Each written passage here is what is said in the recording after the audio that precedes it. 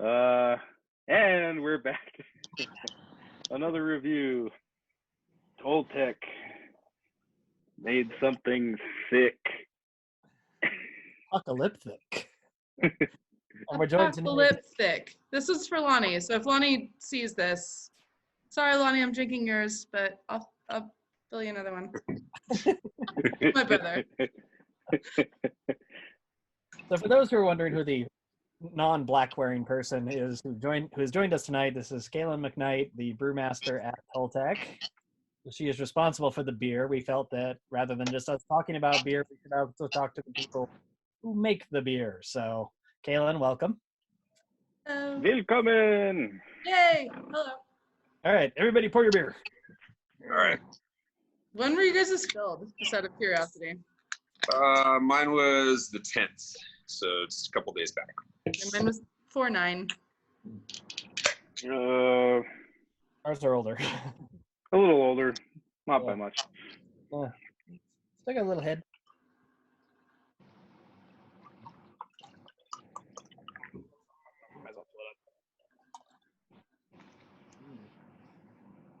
Woo! Woo! Woo! Woo! Oh. Goddamn.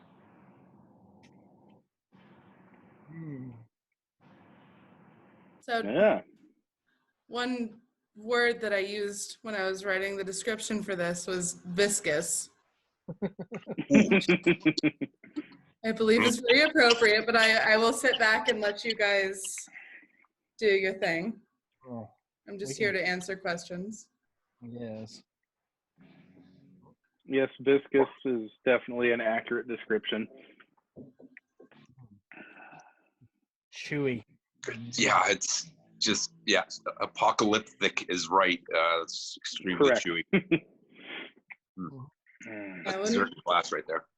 in the course of tasting this beer, like as it aged and progressed, I would bring it out every once in a while, and the staff and I would taste it, and every time we tasted it, we'd be like, this beer is thick with 2 C's. So when we were trying to come up with a name, we really wanted to incorporate that into the name. And it's, I think, a very popular, like, cultural, that all the kids are using, like, that is thick. Like, I don't know. So we thought it'd be fun. Yeah, that was one of the more recent beer names that made me giggle. I appreciated it. That was good. Yes, indeed. Mm.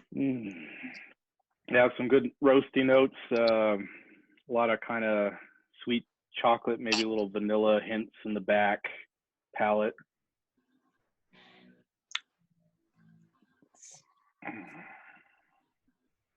Yeah, I know, like, Majin is known for very epic beers. Like, he does not do anything tame. He always does, like, very impressively big stouts. So it was fun working with him on this. Like, when he came up to me and told me he wanted to do a 6-hour boil, I was like,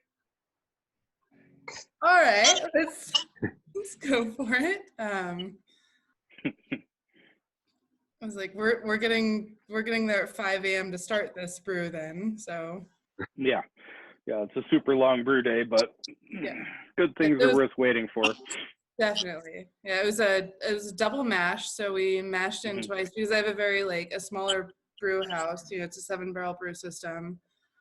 So we can only fit so much malt into the mash tun. And in order to get a beer this big and this rowdy, like, it took 2 mashes where we ran off all of the stronger wort, the higher Plato, the higher gravity wort, and then just dumped the rest of it out, mashed it again, ran off the higher gravity wort again, collected all of that, and then boiled it for 6 hours, or I'm sorry, was it 5 or 6 hours?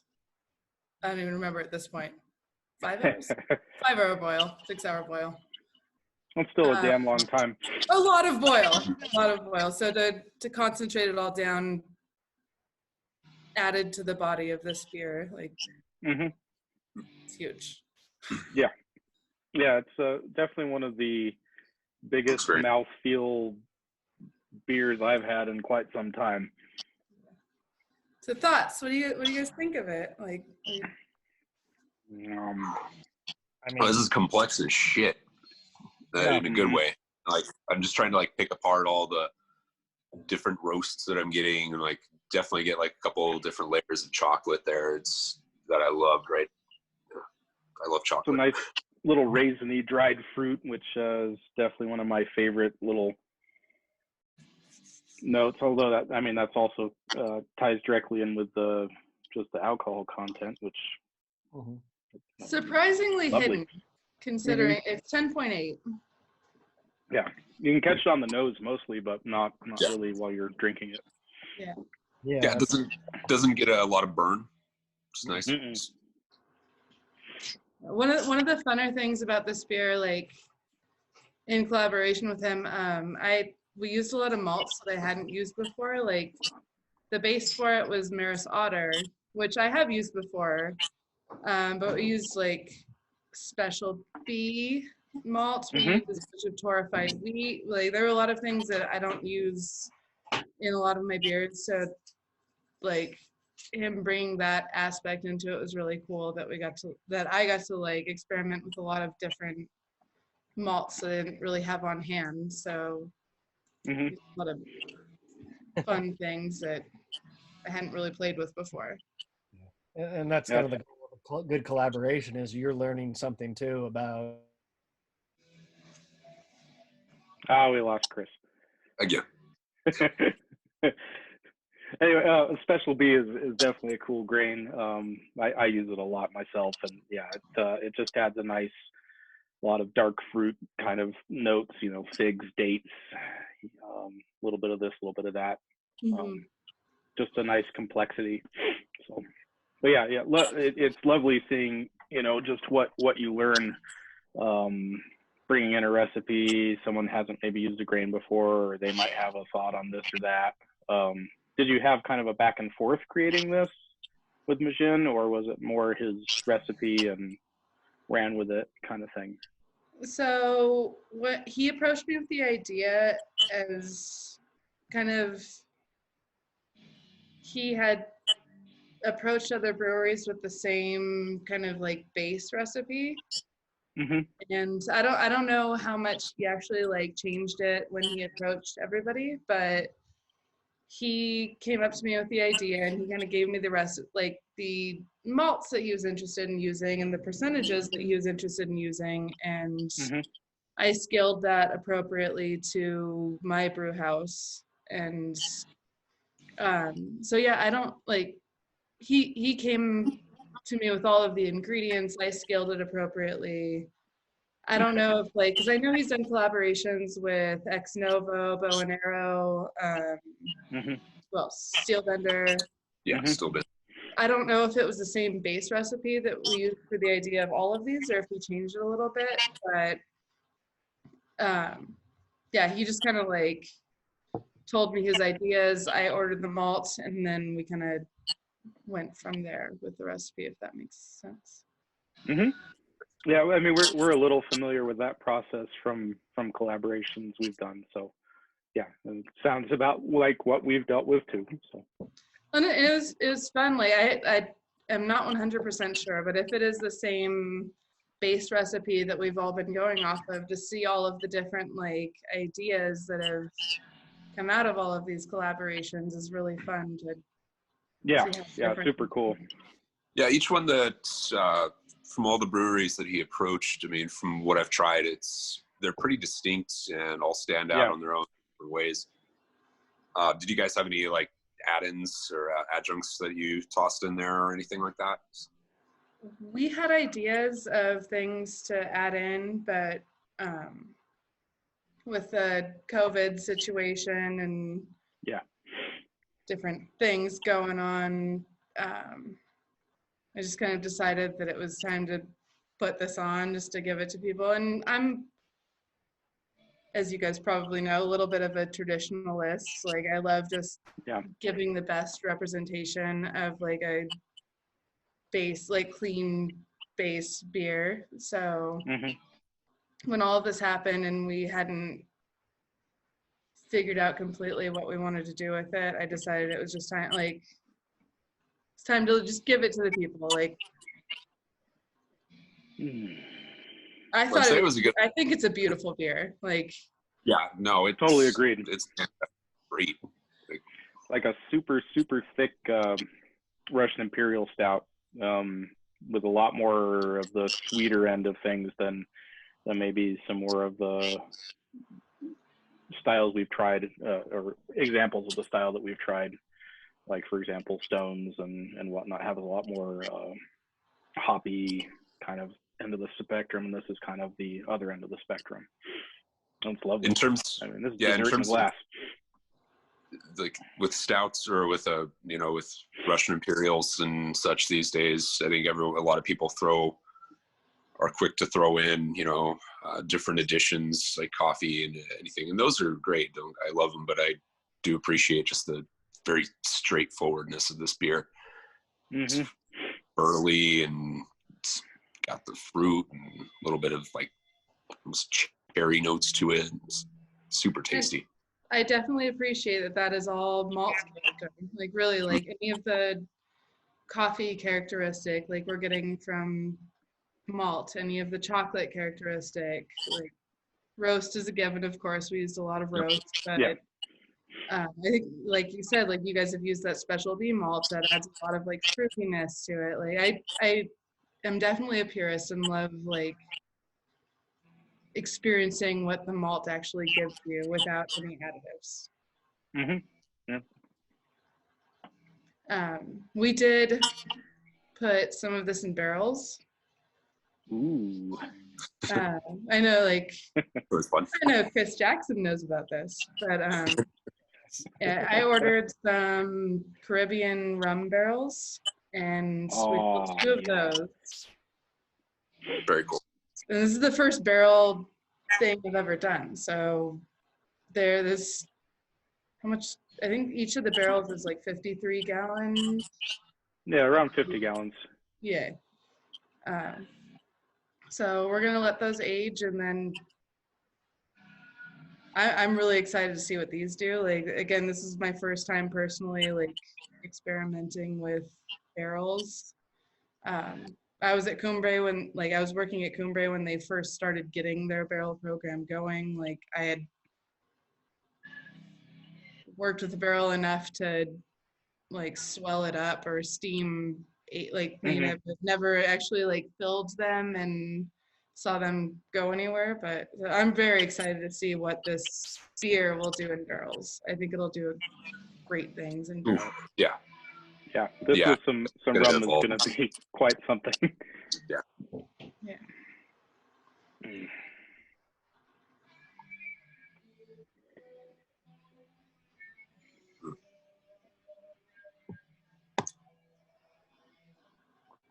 Oh, Chris has paused again. I was gonna say Chris is like a little bit quiet, but look at him. He's just like Chris. Oh, there he goes. He's just not going. I got my first internet connection is unstable of the night. Oh, Clear. Good. Only at your house, dude. Again? Yeah. Sucks or something. Thing was, is on my phone things were working. Last week it was my phone wouldn't work. The computer would. So. What are you gonna do? Nothing. Anyway, yeah, Caribbean rum barrels. This. Ooh, wow.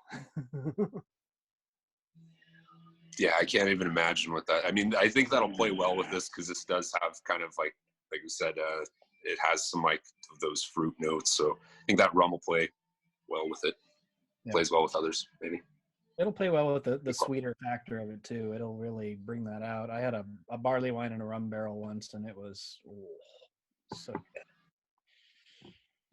And like personally, rum is one of the liquors that I drink like most. So like I don't drink a lot of rum, like, but it's one of the barrels that I love the flavor of so much. Like I think it just, I don't know what it is. Like I love how rum and beer interact. Like especially dark beer like this that already has so much flavor. Like I love the idea of what the rum barrel will do to it.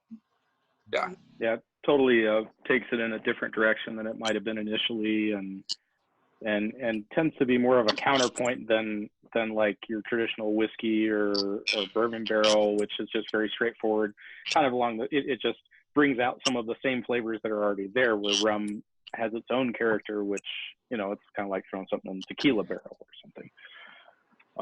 Just a nice counterpoint, which adds depth. I don't know like a lot about the rum barrels, but I'm hoping it'll almost give me that like vanilla-y like characteristic, or maybe like something more like on the lines of like a, it's not going to give me coconut, but like something to remind me of like a rum tropical like spiciness that I'm looking for. Yeah, I could see that. I've talked to other brewers too about possibly making something like a strong ale to kind of like dilute this with a little bit. What do you guys think about that? Like make like a 9 or 10% like amber ale to like blend this with and make something more out of. I don't know. That would be interesting.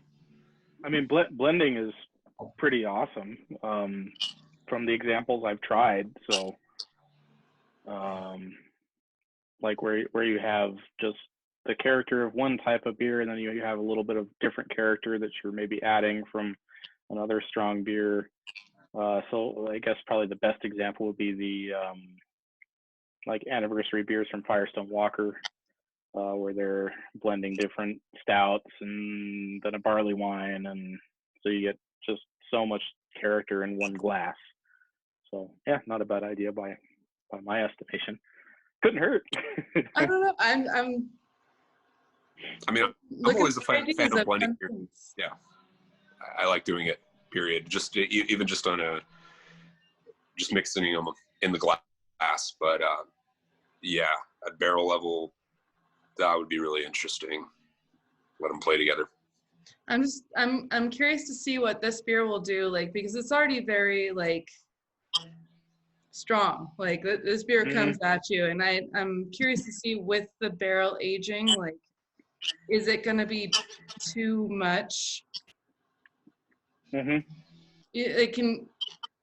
I know you guys are connoisseurs of the darker, stronger beers. So I would like your opinions on if there is such a thing as like too much in that point. Like if this came at you with the barrel agent, is that what you're looking for, or? I think personally, yeah. I mean, that's totally what I'm looking for. I mean, I want the whole, if you know, don't pull any punches. At least that's my taste. Granted, I love Tweak and Uncle Jacobs from Avery, and I mean that goes for the three of us. Yeah. So. I think this beer has enough of its own character to just incorporate whatever notes the like rum barrels would impart there. Yeah, I mean, I would, like you mentioned earlier, maybe like coconuts. I don't know if anything like that would show through, but definitely just, I think it would give it some nice spice notes. I could imagine those would hit really well in this beer. I think that would play really, really well. It's because this does have like a little bit of, like I said, dried fruit. Ron's mentioned, like I said, I'm getting a little bit of like cherry in there too. So I think that would, like any spice notes like rum would impart that I can imagine, I think that would play really well. Yeah, I think the only time I've ever had a beer, like a big stout, it really wasn't the barrel or the stout, it was the adjuncts. The adjuncts were just overpowering, like yeah, yep. Lizard of Cause. Oh, yep. From Founders. Oh, all blueberries. Yeah, you couldn't really taste the stout or the underlying beer because there was so much blueberry flavor. But seeing as this doesn't really have any adjuncts, should be fine. And I'm glad we decided not to do the Marzen too, because we were going to do Marvin the Marzen as well, and that just with this beer is maybe a little too much, but You would have to do the Marzen first, and then yeah. Well, yeah, we understand, but you I can was stop it. immediately You're kind vetoed of the- because 2 crowlers in the night, especially after a crowler of this, like, yeah, maybe not. We'll save that one. Yeah. 64 ounces of that much beer might be detrimental to our productivity. what productivity? What day is this? Are you working tomorrow? Who's working tomorrow? Yards and stuffs. Yard know. work to do. Somebody's got yard work to do. I gotta go type up the week of hidden beer, which is a lot shorter now. So, I got to take care of my daughter. That doesn't stop. no. That's a full-time gig. Well, thank you guys so much for inviting me to try the beer with you. Like, this is This is awesome. Yeah, hell yeah. I hope you like it. It's lovely. one hell of a stout. Yeah, Yeah. I'm completely impressed. Right This up is our alley. Mhm.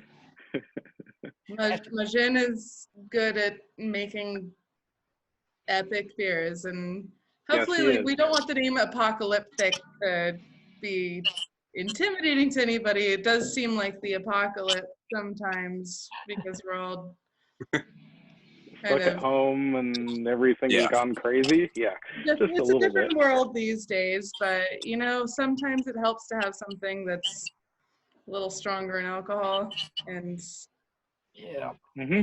Yeah, help Yes. keep the mind limber. Yeah. Cool. I need That'll some do. pie.